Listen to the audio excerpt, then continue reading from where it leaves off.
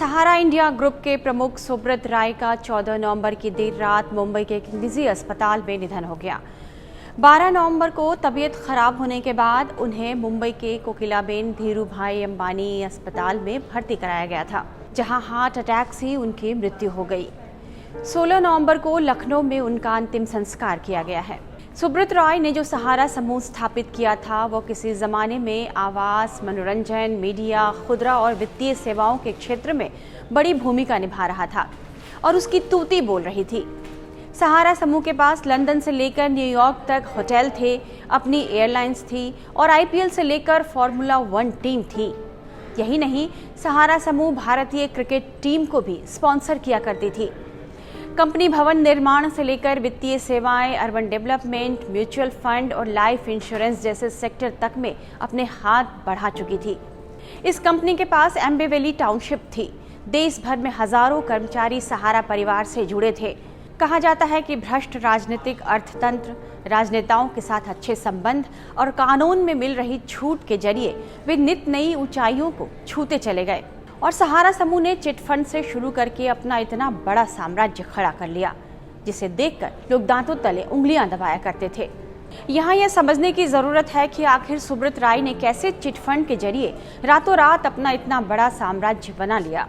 लेकिन पहले यह जान लीजिए कि आखिर यह चिट फंड होता क्या है। चिट फंड लोगों को बचत के प्रति प्रोत्साहित करने का एक जरिया है, जहां आमतौर पर दूसरी कंपनियों और बैंकों से ज्यादा ब्याज मिलता है। कहा जाता है कि बिहार में जन्मे सुब्रत राय जब पढ़ाई के लिए कोलकाता गए थे तो वहां उन्हें चिटफंड की जानकारी मिली और यहीं से वे चिटफंड कंपनी खोलने के प्रति आकर्षित हुए। मीडिया रिपोर्ट्स के मुताबिक सुब्रत राय ने 1976 में संघर्ष कर रही एक चिटफंड कंपनी सहारा फाइनेंस का अधिग्रहण किया। 1978 में 20,000 रुपए की एक छोटी सी रकम से सहारा का पुनर्जन्म हुआ और इस चिट फंड सहारा इंडिया कंपनी में जान भरने की कवायद शुरू हुई। आरोप है कि भोले भाले छोटे निवेशकों को तेजी से रिटर्न का वादा करके धीरे धीरे उनकी कंपनियों में पैसा जमा करने के लिए राजी किया गया। लोगों से 1 रुपए से लेकर हजारों रुपए तक इकट्ठा करना शुरू कर दिया गया। महीनों बाद उन्हें अच्छे ब्याज पर एक मुश्त पैसे लौटा दिए जाते। दूसरी कंपनियों और बैंकों के फिक्स डिपॉजिट और रिकरिंग डिपॉजिट की तुलना में सहारा में 3 से 4% ज्यादा ब्याज मिलता था। ग्रुप ने करीब 11-12% सालाना ब्याज देने का वादा भी लोगों से किया। कई महीनों तक लोगों को रिटर्न मिलता भी रहा। बैंक से कई गुना ज्यादा ब्याज मिलने लगा तो निवेशक इसके प्रति आकर्षित हुए। इससे लोगों का इस कंपनी में भरोसा बढ़ने लगा। दूसरी तरफ कंपनी का विस्तार होता रहा। सहारा की चिटफंड कंपनी तेजी से लोकप्रिय हुई और बड़ी संख्या में लोग इससे जुड़ने लगे। सहारा के चिटफंड का यह धंधा ज्यादातर पूर्वी उत्तर प्रदेश और बिहार के गरीब और पिछड़े इलाकों में चल रहा था, जहां ज्यादातर लोगों के पास बैंक अकाउंट नहीं थे या बैंक और पोस्ट ऑफिस डिपॉजिट जैसी सुविधाएं नहीं थी।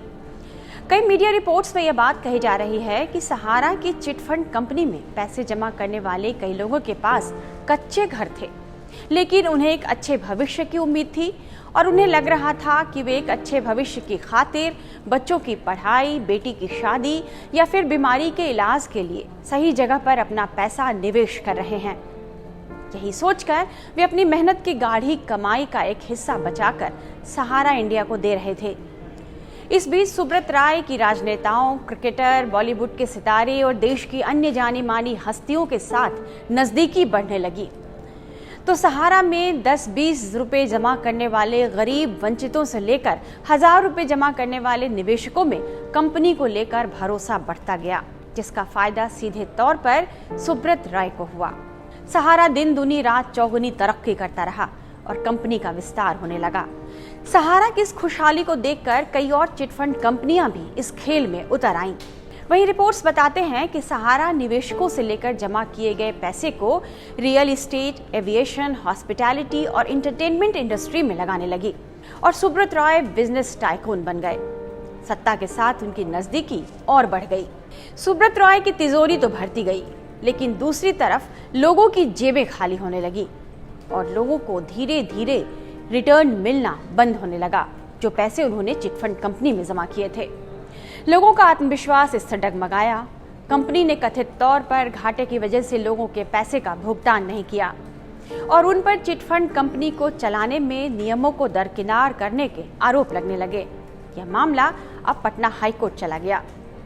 सहारा समूह के लिए परेशानी का दौर उस वक्त शुरू हुआ जब सहारा की दो कंपनियों Sahara India real estate corporation limited और Sahara housing investment corporation limited पर 3 करोड़ निवेशकों से 24,000 करोड़ रुपए इकट्ठा करने के आरोप लगे और बाजार नियामक संस्था भारतीय प्रतिभूति एवं विनिमय बोर्ड सेबी की निगाह उस पर पड़ी।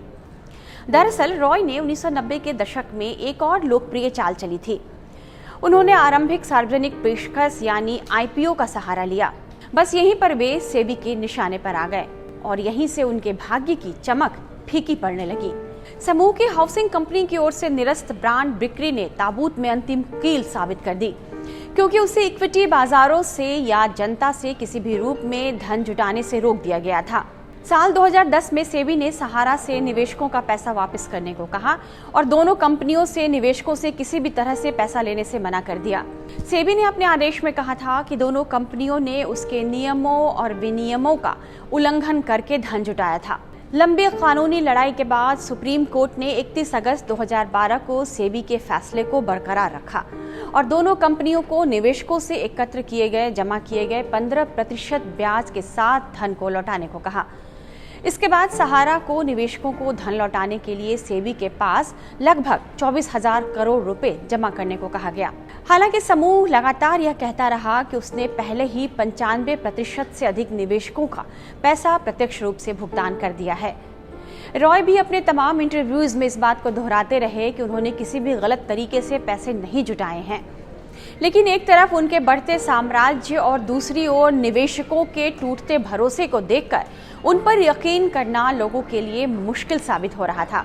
सहारा के खिलाफ मामला बढ़ते बढ़ते सुप्रीम कोर्ट पहुंचा। सहारा की कई संपत्तियां अब बिक गईं और आखिरकार सुब्रत राय को जेल भी जाना पड़ा। उनसे निवेशकों के पैसे सरकार के पास जमा करवाए गए। 2014 में सुब्रत राय तिहाड़ जेल गए। करीब 2 साल उन्होंने जेल में बिताए और 2016 से वे पेरोल पर बाहर थे। अब उनके मृत्यु के बाद यही सवाल उठ रहे हैं कि सुब्रत राय के बाद सहारा का भविष्य क्या होगा। जानकार मानते हैं कि सहारा ग्रुप का सुनहरा दौर बीत चुका है और कंपनी कई बिजनेस से अब पीछे हट चुकी है। ऐसे में उनके बेटे सुशांतो रॉय और सीमांतो रॉय पिता के बचे खुचे कारोबार को आगे बढ़ा सकते हैं या फिर सुब्रत रॉय के नजदीकी ओपी श्रीवास्तव। हालांकि अभी तक सहारा ग्रुप की तरफ से इस पर आधिकारिक तौर पर कुछ भी नहीं कहा गया है। हालांकि सुब्रत रॉय के इस दुनिया से जाने के बाद कुछ जानकारों का मानना है कि यदि सुब्रत रॉय ने अपनी महत्वाकांक्षाओं के पर ज्यादा नहीं फैलाए होते और गरीबों और वंचितों के पैसे पर अपने सपनों का महल नहीं खड़ा किया होता तो शायद सहारा ग्रुप आज यूं बेसहारा न हो जाता। इस वीडियो को लाइक और शेयर कीजिएगा और इस तरह की तमाम वीडियोस के लिए आप बने रहिए टाइम्स नाउ भारत के डिजिटल प्लेटफॉर्म के साथ।